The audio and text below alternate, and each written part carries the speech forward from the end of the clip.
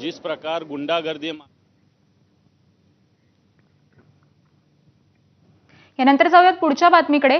शिंदेंची शिवसेना आज आनंदराज आंबेडकर यांच्याशी युतीची घोषणा करणार आहे। दुपारी 1 वाजता एकनाथ शिंदे आणि आनंदराज आंबेडकर एकत्रित पत्रकार परिषद घेत युतीची घोषणा करणार आहेत। आगामी महानगरपालिका निवडणुका स्थानिक स्वराज्य संस्थांमध्ये रिपब्लिकन सेनेला सोबत घेत लढण्याची रणनीती ही शिवसेनेनं आखल्याचं दिसतंय।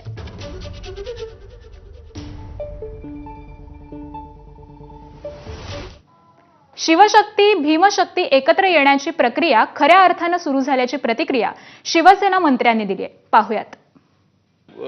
शिवसेना एकमेव असा पक्ष आहे जो मराठी माणसाला न्याय देण्याकरता त्याचा जन्म झालेला आहे। अशा वेळेस आम्ही जात पात धर्म ह्या सगळ्या गोष्टी बाजूला ठेवून आम्ही राजकारण करत असतो किंवा राजकारणात आम्ही पुढे जात असतो। अर्थात हिंदुत्ववाद हा आमचा गाभा आहे, आमचा जीव आहे।